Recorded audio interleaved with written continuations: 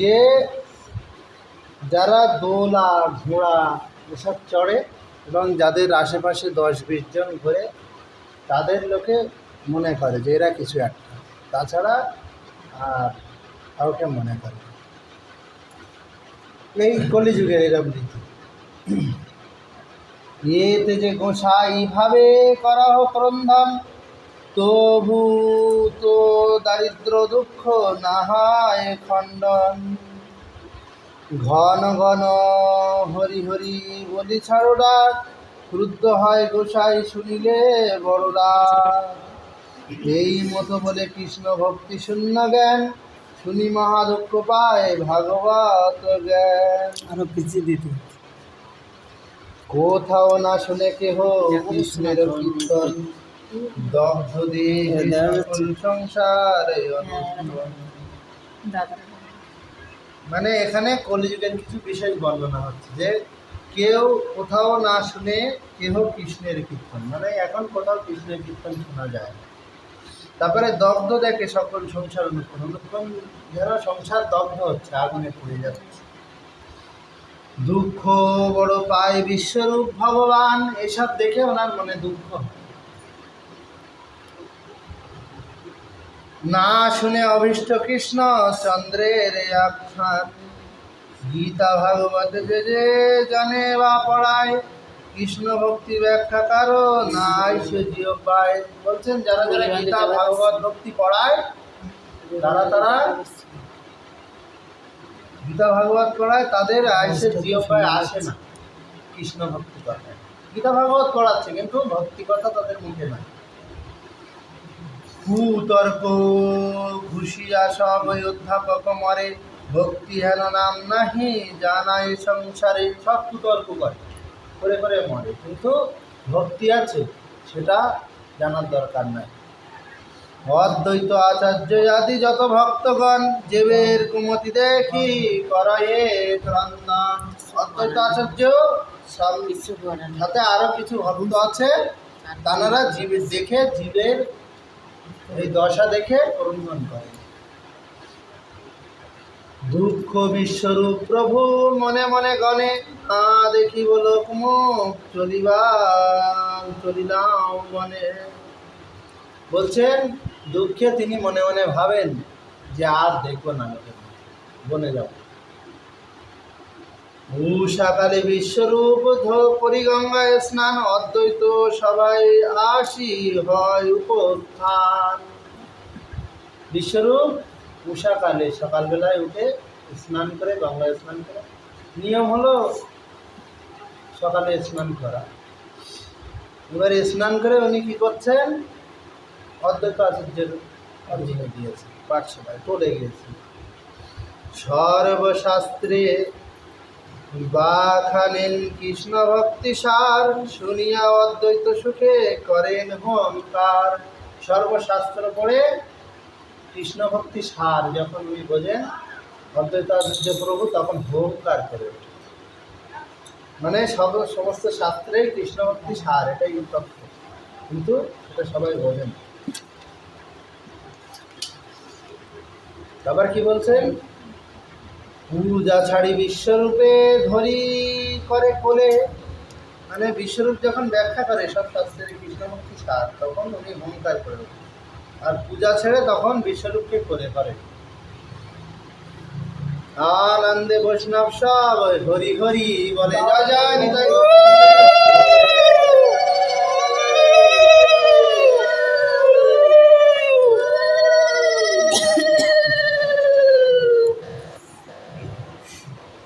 কৃষ্ণানন্দে ভক্তগণ করে সিংহনাদ। কৃষ্ণের যে কথার আনন্দে সবাই সিংহনাদ মানে তর্জন গর্জন করে। কারো চিত্তে আর নাহি স্ফুরয় বিষদ, কারো চিত্তে তখন আর দুঃখ থাকে না। যখন দেখবেন খুব জোরে কীর্তন হচ্ছে, সে তার মাঝে থাকবেন, আপনি যতই সংসার মায়াময়ে থাকেন না কেন, সব ভুলে দেখবেন যে একটু গাঢ় জড়িয়ে নৃত্য করেন, তখন আর কোনো দুঃখ মনে থাকে না। যেমন লোকে কি করে, দুঃখ ভোলার জন্য মদ খায়, নেশা খায়, কিন্তু প্রভুপাদ দেশি বেদান্ত প্রভুপাদ বলেছিলেন যে তোমরা এইসব নেশা করছো কেন, আমার কাছে হেভি নেশা আছে, যে নেশা দিলে তোমরা জীবনে ভুলতে পারবে না একবার ওই নেশার যদি স্বাদ পেয়ে যাবে। তাই বলছেন কিসের নেশা, বলে নামের নেশা, না। তাই এমন এমন ভক্ত আছে ওনারা 3 লক্ষ নাম করে উনি তৈরি করেছেন। আর 16 মালা ওনাদের কম করে নিন, 16 মালা জপ করে।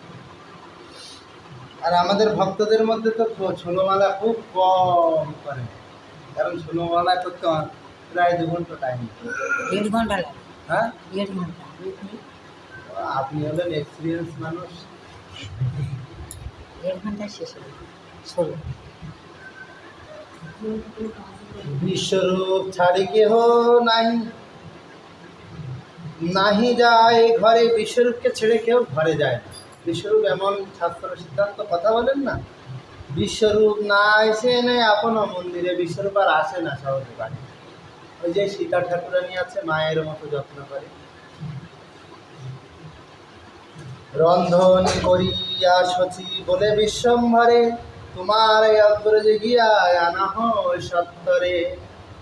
বিশ্বম্ভরে, বিশ্বম্ভর গৌরমা সুন্দরকে সচিদেবী ডেকে বলছেন, যাও তোমার দাদাকে ডেকে আনো অগ্রজ।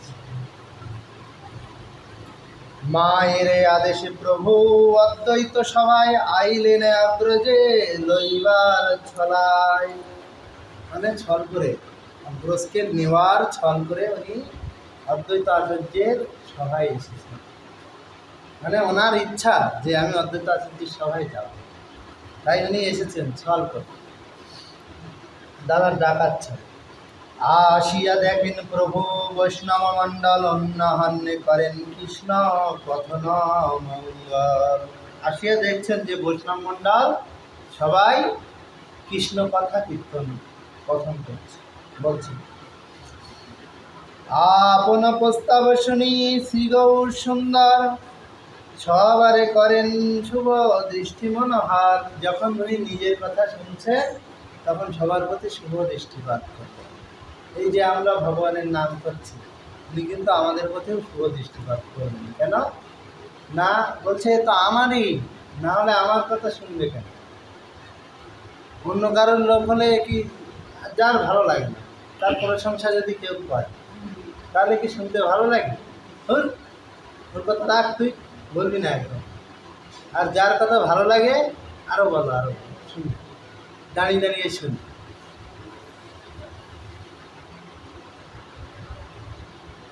তারপরে বলছেন, অতি অঙ্গে নিরূপম লাবণ্যের সীমা, কোটি চন্দ্র নয় এক নখের উপমা। তার প্রতি বর্ণে এত সুন্দর লাবণ্য, প্রতি অঙ্গে যে কোটি চন্দ্র নহে এক নখেরও, এক নখের সমান, তাই কোটি চন্দ্র হবে, এত তার সুন্দর। দিগম্বর সর্বঙ্গ ধুলয় ধূসর, উলঙ্গ, তার দেখে কোনো ধুলয় ধূসর। হাসিয়ায় অগ্রজপতি করে নয় উত্তর। এবার হেসে হেসে দাদার দিকে ফিরে বলছেন, ভোজনে আইসো ভাই ডাক এ জননী। বিনয় বলছেন, ভোজনে এসো ভাই, মা ডাকছেন। অগ্রজের বসন্ধরি চলয়ে আপন। এবারে দাদার যে বসন আছে পুরনি উত্তরীয়, সেটা ধরে চলছে। দেখি সে মোহন রূপ সর্বভক্তগণ, সে মোহন রূপ দেখেছেন সব ভক্তগণ। স্থগিত হইয়া সবে করে নিরীক্ষণ, সবাই স্থিরভাবে সেটা দর্শন করছে। সমাধির প্রায় হইয়াছে ভক্তগণে, কৃষ্ণের কখনো কারো না আইসে বদনে। বলছেন সব ভক্তগণ সমাধির মতো হয়ে গেছেন, মানে নির্পলক, নিমেষ, চোখে নিমেষ ছাড়াই দেখছেন। প্রভু দেখি ভক্ত মোহ স্বভাবেই হয়, বিনু অনুভবে দাসের চিত্তলয়। প্রভু দেখে ভক্ত অনুভব হয়, কেন না মালিক যখন সামনে আসে তখন এমনি দাসের মন সেই দিকেই ছিল।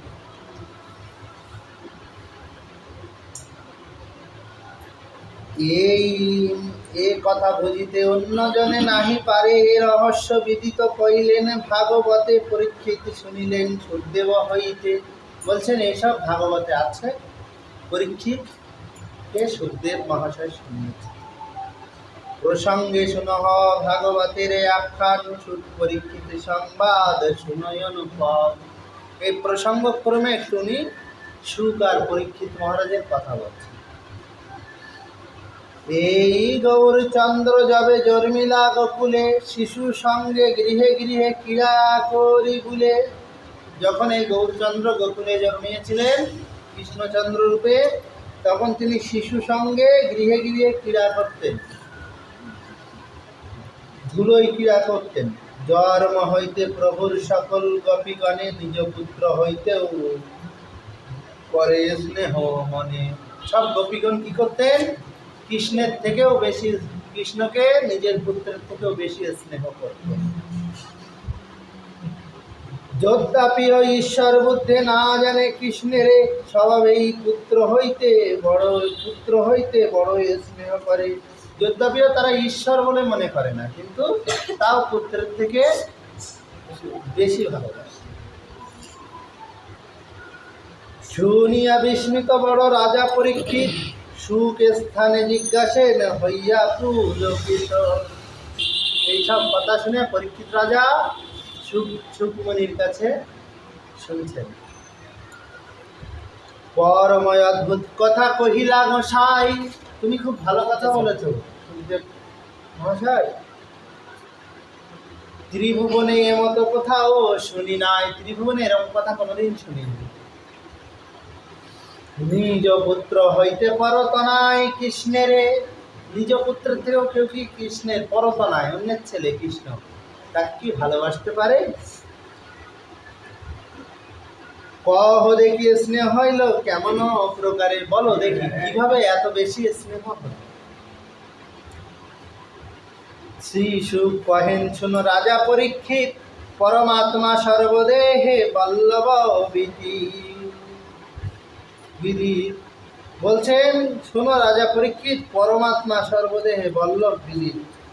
আত্মা বিনে পুত্র বা কলত্র বন্ধুগণ। বলছে সবার দেহে তো পরমাত্মা আছে, আত্মা ছাড়া কোনো পুত্র বন্ধু আর কিছু হয়? বলেন তো আপনার কোনো বন্ধুর আত্মা নেই? এরকম আছে? সবারই তো আত্মা আছে। তাই বলছেন গৃহ হইতে বাহির করায় ততক্ষণ, অতএব পরমাত্মা সবার জীবন সেই পরমাত্মা, এই শ্রী নন্দ নন্দ। জয় জয় নিতাই গৌর প্রেমানন্দে হরি বল। বলছেন যে আত্মা ছাড়া তো কোনো জীব হয় না, আর সেই পরমাত্মাই হলেন এই শ্রী নন্দ নন্দ। যে কারণে দেখবেন যে অনেকের এমনও আছে, যে এমন ছেলেরা আছে যারা পিতামাতাকে ত্যাগ করে দিয়েছে এই নন্দনন্দনের জন্য। তাদের ধারে আর যায়ও না, খায়ও না, কথাও অত সময় নেই ভগবানের ছিল। আবার অনেকে কি করে, পুত্র পরিজন সব ত্যাগ করেছে। এই যে আমাদের দুলাল বাবা, উনি পুত্র সব ত্যাগ করেছে। কিছু আর সংবাদ ঠিকভাবে কখন নিচ্ছে, উনি নিজের মতো নিজে আছে, এখন পরিক্রমায় আছে, নর্মদা পরিক্রমা। তা বুঝতে হবে যে উনি সব ত্যাগ করেছেন, কিন্তু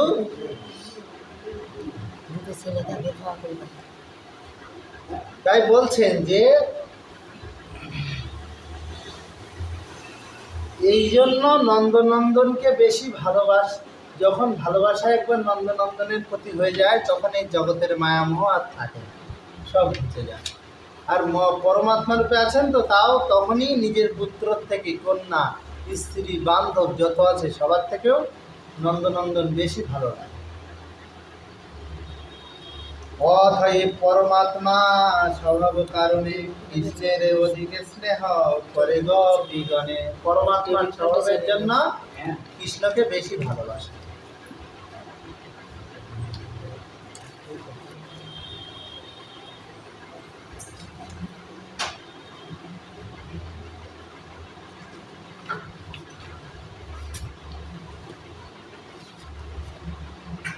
এ হো কথা ভক্ত প্রতি অন্য প্রতি নহে, অন্যথা জগতের কেহ এ স্নেহ না করে।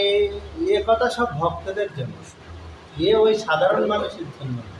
না হলে সাধারণ জগতে নিজের পুত্ররেই বেশি স্নেহ করে। এখন অনেকেই আছে দেখবেন যে নিজের পুত্র ভুল করেছে, আমাদের শুনতে হয় ঠিক, তার ছেলে এসে বলছে 10 টাকার কুলপি দাও, কাকা দিলাম 10 টাকার কুলপি, তুমি 10 টাকার কুলপি দিয়েছো কেন? আরে ভুল করেছে তো তোর ছেলে, তারে মার করে দিত। আমাদের এসে বলছে তুমি 10 টাকার কুলপি দিয়েছেন, ও বলেছে বলে তো আমরা দিয়েছি। ডেলি 2-4টে করে আমাদের শুনতে হয়।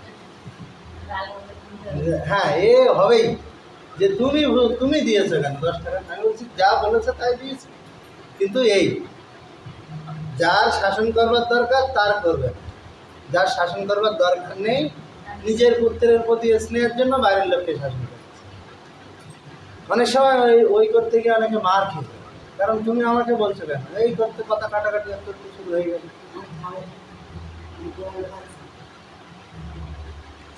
তারপরে কি বলছেন,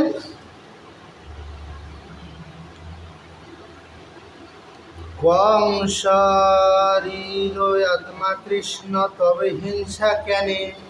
কংসরী মানে কংস তো শত্রু ছিল কৃষ্ণ, কিন্তু আত্মা তো কৃষ্ণ, তাও কেন শত্রু ভাব ছিল?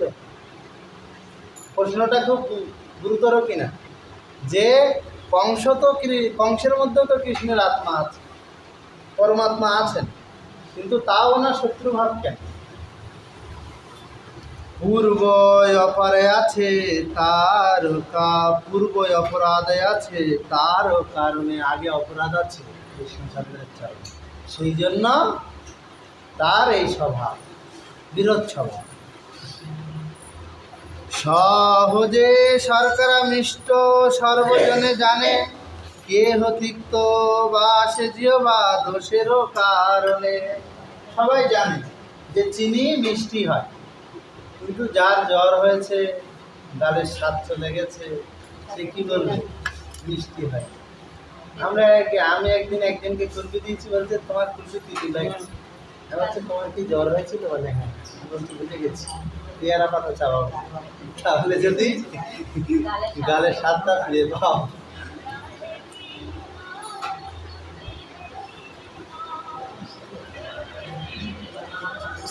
তাই বলছে অনেকে মিষ্টি চিনি খেলেও কিন্তু লাগে, লিভারের পিত্তদোষ হবে, তখন সব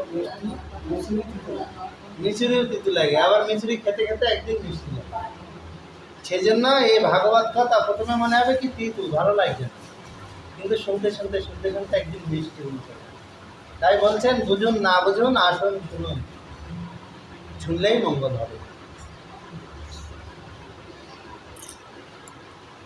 বলছেন যে তিতু বলে কেউ কেউ জিহ্বা দোষের কারণে, তার জিহ্বা দোষ। সেরকম জগতে কেউ অপরাধ করলে তারাই ভগবানের নিন্দা করে, যারা অপরাধ। এই যে বিধর্মী সমাজ, তারা নিন্দা করে কেন? কারণ তারা ভাগবত চরণে অপরাধ আছে এবং অপরাধ অলরেডি করছে, যে কারণে তারা ভগবত বিরোধী।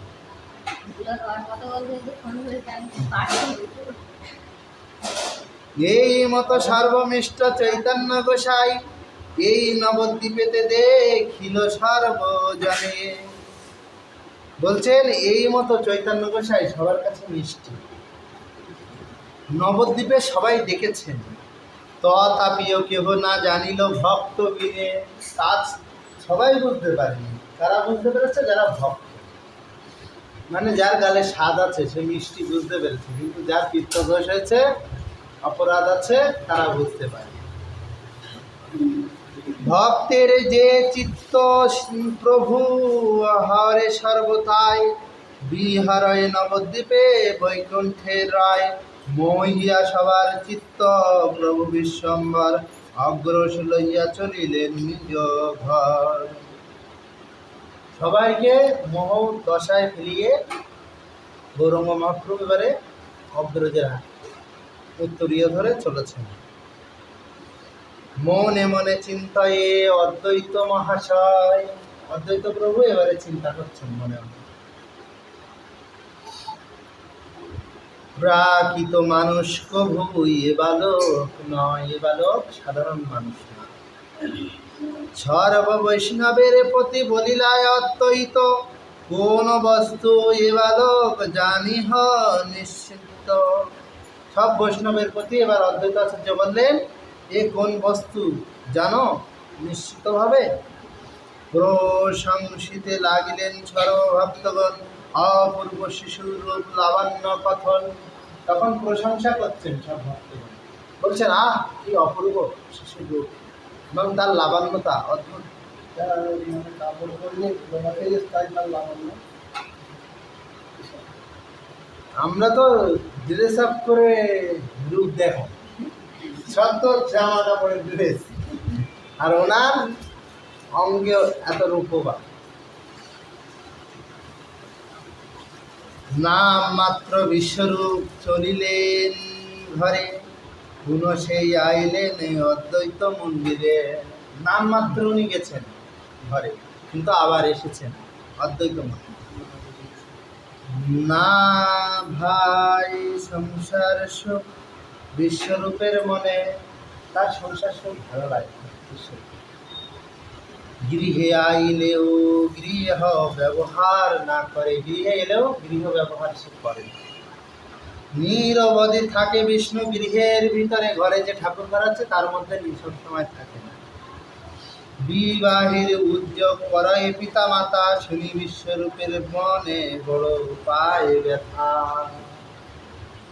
পিতা মাতা বিশ্বরূপের বিবাহের উদ্যোগ করছে, বয়স হয়েছে, আগে 16 বছরে বিয়ে দিত, তাই বয়স হয়েছে তখন উদ্যোগ করছেন যে বিয়ে দিতে হবে, ছেলে বড় হয়েছে, তখন তার মনে খুব ব্যথা লেগেছে। এবার ব্যথা লাগার পরে বিয়ে হলো না হলো না, তারপরে কি হলো পরের দিন জানবো। জয় জয় নিতাই গৌর আনন্দে হরি বল। এখানে ভাগবত কথা বিশ্রাম।